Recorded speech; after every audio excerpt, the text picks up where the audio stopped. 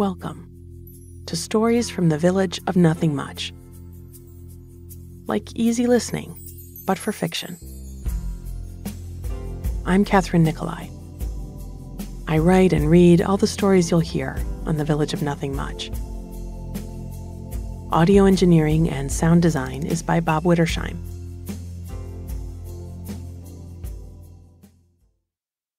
I write conflict-free fiction. You know the part of the book before the big inciting incident, where the characters are just living their normal lives, eating breakfasts and going for walks? That's the part I love, especially when I feel a little burnt out, when my already sensitive heart can't take many more cliffhangers or terrifying twists. I also find that the more I pay attention to the small, satisfying moments of my life, the more of them I seem to have. So I put all of that together to create the Village of Nothing Much. It's sort of a grown-up's version of Mr. Rogers' Land of Make-Believe. Listening can help you relax, shift your mood and perspective, and it can just be plain old pleasant. So we're glad you're here. To get started, take a deep breath in through your nose and sigh through your mouth. Let's do one more. Breathe in. Out with sound. Good.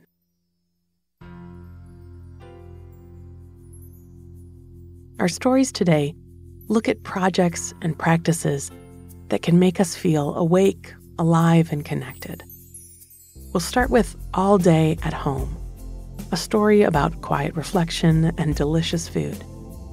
Then we'll head to the theater in opening night to leave flowers in the green room and walk through the wings before the show.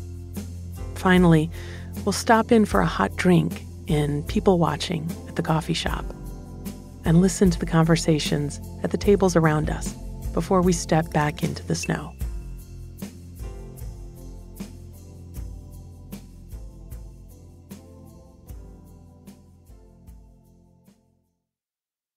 All Day at Home.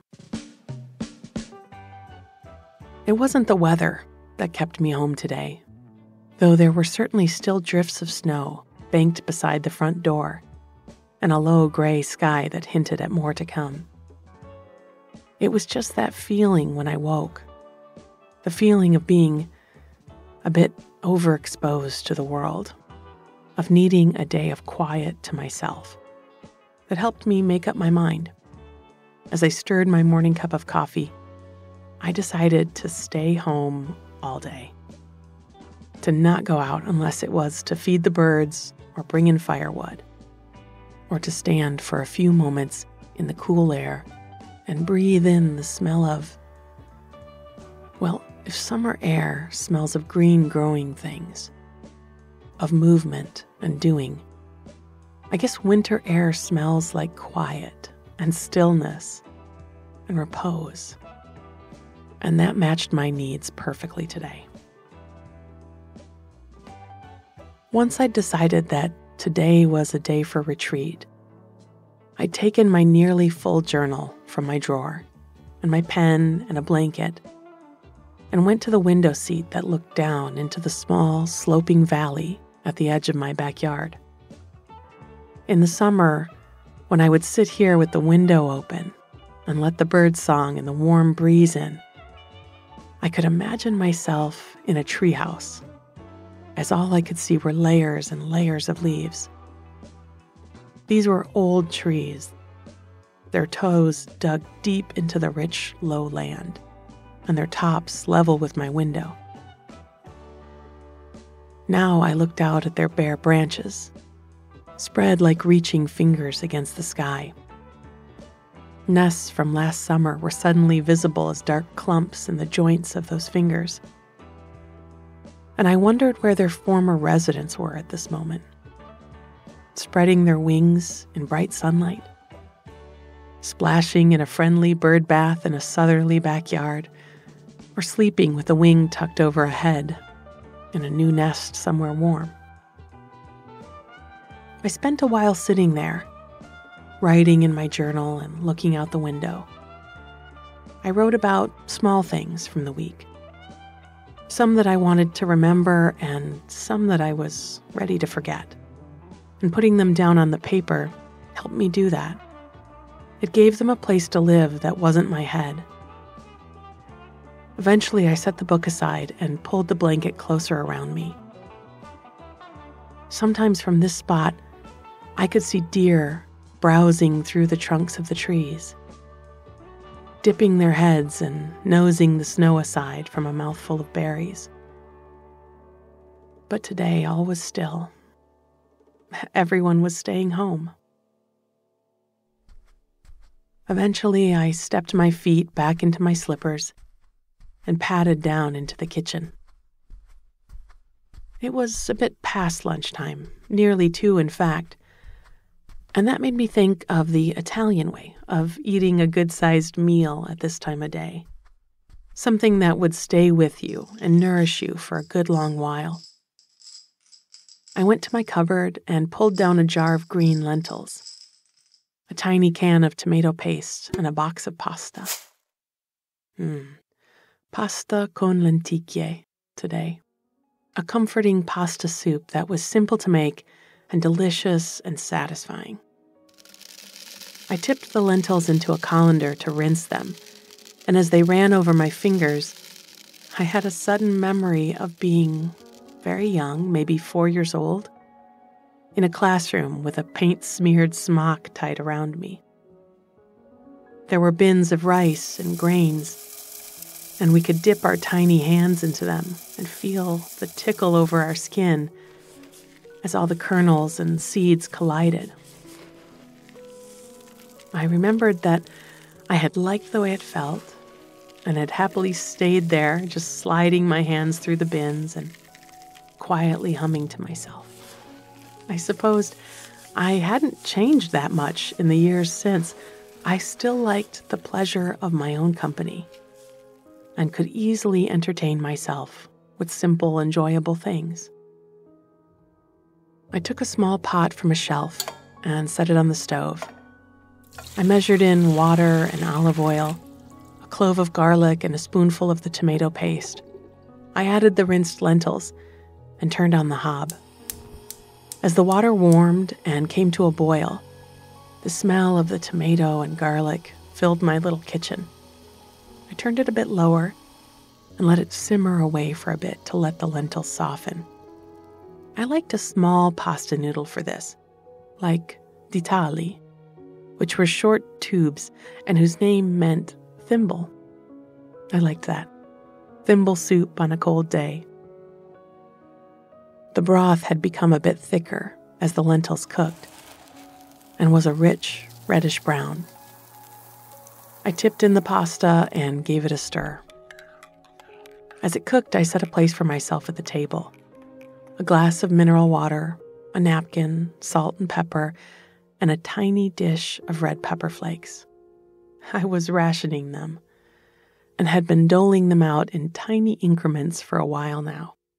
You can buy them anywhere, but these particular peperoncini had been bought in a little shop in Maiori by a friend, and therefore had a special flavor that probably had more to do with sentiment than taste buds.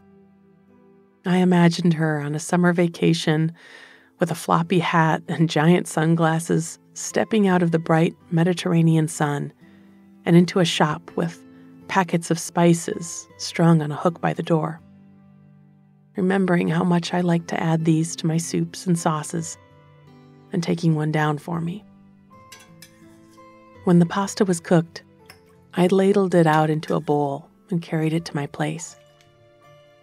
I pinched a few flakes of pepper in and stirred it through.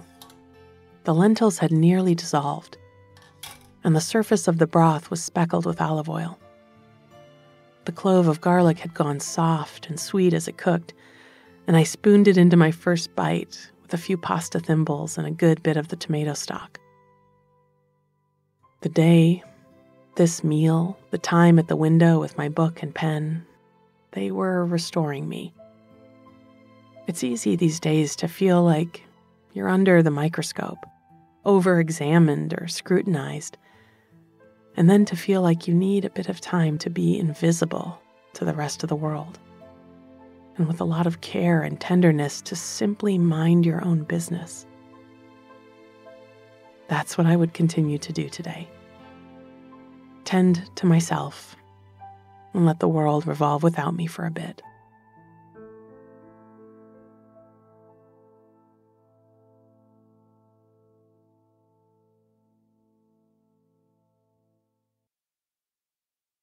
Opening night.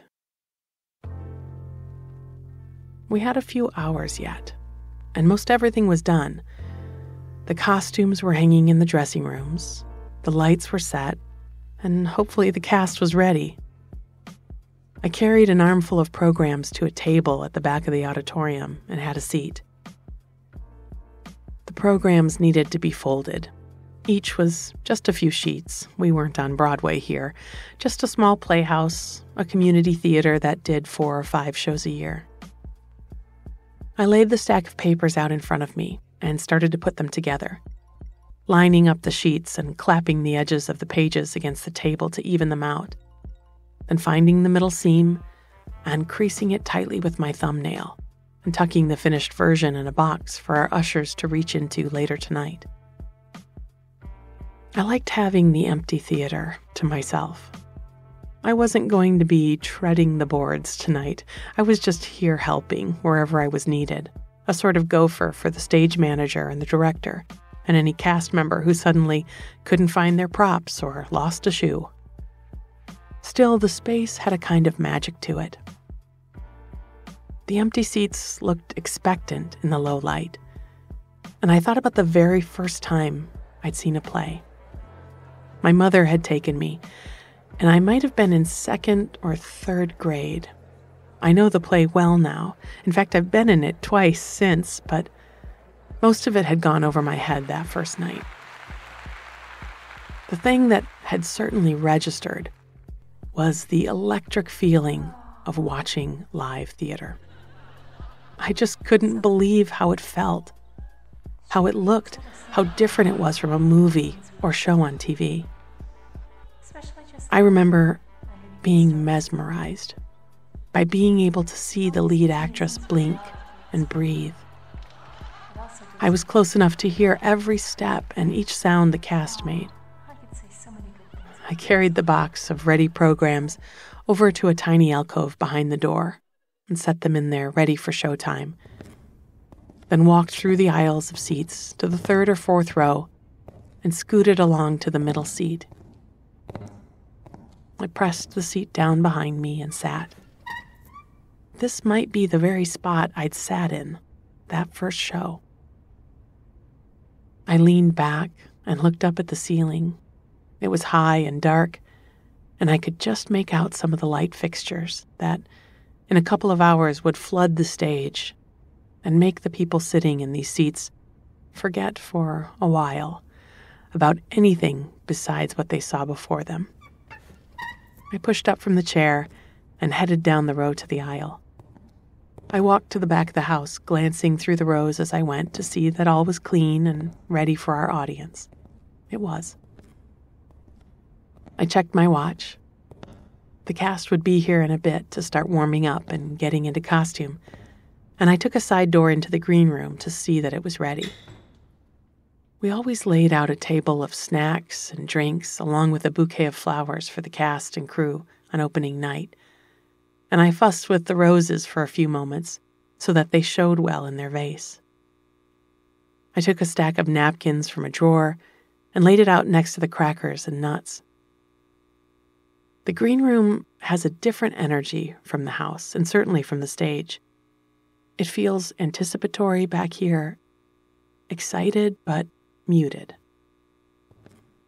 I kept up my tour and next went to check the dressing rooms. I flicked on the switch by the door, and the big bulbs ringing each mirror lit up.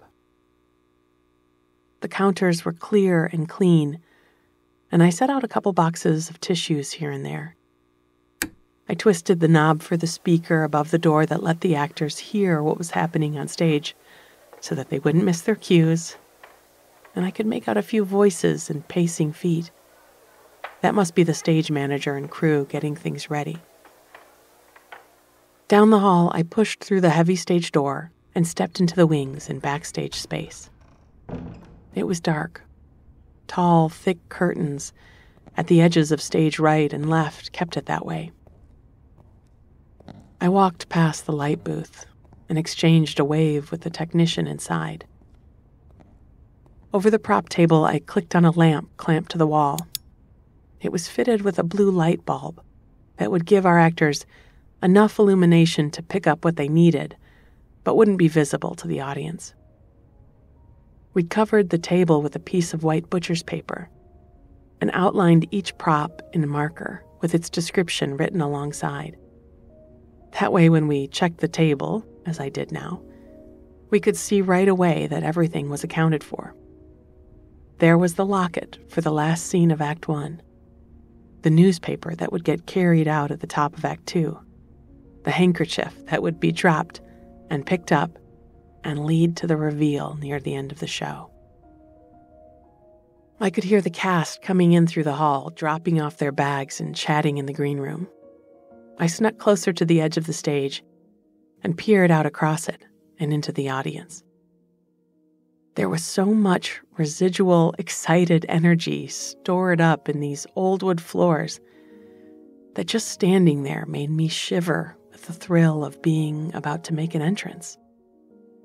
I took a breath as if I really was preparing for such a thing, then stepped out and crossed to center stage. There are things that might stir us up so much, push us past what we thought we were capable of, and even frighten us a bit, but also make us feel so vibrantly connected to each coming moment that we know we'll do them again and again. And standing on stage reminded me that I'd keep doing this. The ushers were gathering and soon would be opening the house and welcoming our audience. I crossed over to the other side of the stage as the proscenium curtain came down behind me, clicked on a few more blue lights, and stepped into the back hall. Actors were shedding coats in the dressing rooms, and suddenly the mostly empty theater felt full and bustling. Coming the other way, I spotted the stage manager with her clipboard. She looked at her watch and called out, "Places in 30. Everyone around her responded in a chorus, as we'd been trained to do since our very first shows. "Thank you, 30, we sang back. I smiled as I made my way back through the green room toward the house. That call and response had always felt like a particularly well-devised form of communication. Some information is given, and then you respond politely and show that you understood by repeating the most important aspect of it. I tried to make a habit of it when some message came my way, to say thank you and acknowledge the vital missive. Now, here, being part of something I loved, as I pushed through the doors and signaled to the ushers to open the house, I thought, thank you, opening night.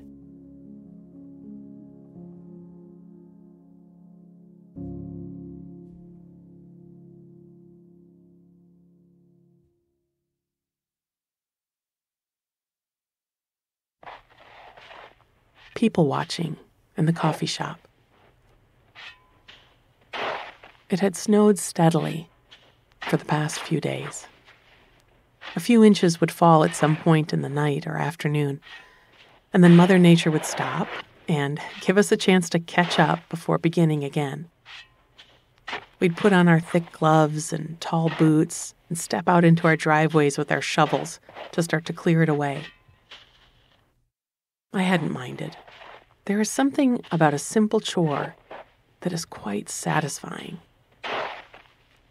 There are lots of kinds of work that, after hours of effort, you step back and you can't see that you've done anything.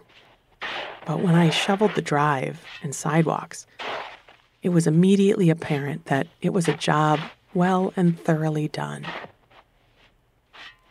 In the early fall, when I'd had a cord of firewood to stack in the garage, I'd been just as happy. One wheelbarrow load at a time, setting it in neat rows that by the end had gotten taller than me. I could have done it all day. Folding bath towels into identical rectangles, stacking firewood, setting up a dozen jars of canned tomatoes in the pantry, or shoveling the sidewalks until they're clear. It all gave me a feeling that while there were lots of things in the world that, at least to me, didn't seem to add up, here were little pockets of order and harmony. I was thinking of this as I shoveled, of a phrase my grandmother used to say when she finished tidying up a room and stopped with her hands on her hips to look at her work. Apple pie order, she called it. After the pavement was clear and I'd spread out some salt to keep the ice away, I propped my shovel by the door. No use in putting it away. The skies were low with thick clouds full of more snow. I had a sudden craving for a cup of something hot and a bit of people watching. There was a coffee shop in a corner just a few blocks up. And when I walked by, I saw that my favorite table was free in the back corner. I got myself a peppermint hot chocolate and took it back to the table, taking off my gloves and wrapping my fingers around the cup to ease the chill out of them. I liked the spot because I could see all the way down one street and up another. I could watch people on the sidewalk, bundled up as they passed, the snow catching in their hair, and their breath thick in the air as they talked. I also liked the spot because it was beside a table of grouchy, gossipy old men. At any time of day, there were nearly always 3 or 4 of them sitting at their table. They seemed to come in shifts and relieve each other now and then. I'd look in the window morning or night and I'd see them. There were 1 or 2 with their reading glasses low on their noses, eyes on a newspaper spread out on the table, not saying much, but somehow just as vital a part of the group discussion with their silence. Then there were a couple, the ones that sat with their backs to the wall, facing out to the street, that kept a steady debate going about everything from world events to which flavor of coffee cake was best at the bakery, which, just so you know, is their cinnamon apple cake with extra crumb, my opinion. I'd been in coffee shops all over the world, and this table and its occupants were universal. They had been there in each one, on busy, bustling avenues in cities, along cobblestone streets in small villages, and even on neighborhood park benches beside hand-pushed carts. At any time on nearly any continent, you can find a retirement of coffee or tea-drinking elders with plenty to say. I sipped my cocoa and smiled as they talked and griped. It's not that you stop needing grandparents at some point in your adult life, but sadly you do stop having them. I decided as I sat there that I'd adopt a couple of these men as additional grandfathers. I picked out a quiet one with bushy, overgrown eyebrows who was shaking the creases out of his paper, and a hot-tempered one who was prodding his neighbor with his elbow, trying to persuade him to his point of view.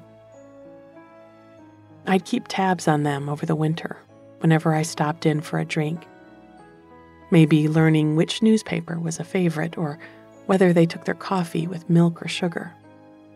I'd eavesdrop and maybe learn something or just feel the comfort of their conversation in the background of my day. It made me laugh to myself, wondering if one day, decades in the future, I'd be pushing my cart through the aisles of a grocery store, taking my glasses out to read a label on a box, while a young person watching me from the other end of the aisle silently adopted me as their grandparent. We just don't stop needing each other. And I guess, in a very big picture sense, that was the point. The sun would set in another half hour, and as I sat there, the sky began to turn a lovely, vibrant pink. The coffee machines hissed and hummed. I watched people come in and stomp snow off their shoes and fish through their pockets and bags for dollars and change. Just as I finished my hot chocolate and the pink sky had faded into a purplish gray, it began to snow again. I gave the table of grandfathers a smile as I wrapped myself back up and went out into the snow. A few clouds moved overhead, and a waxing crescent moon shone bright above me. I turned toward home and began to walk. The cold air opened my eyes wide, and I watched the clouds moving, the cars going past, and porch lights coming on. In an apartment building across the street, I saw someone step out onto their balcony with a blanket pulled around their shoulders. Their eyes were turned up to the sky, and we both, together and separately, looked at the moon. I kept walking. I could smell the wood smoke from the chimneys of the houses around me. I turned onto my street and saw that my apple pie ordered sidewalks were covered in a fresh inch of snow. Oh well, I'd have another chance tomorrow.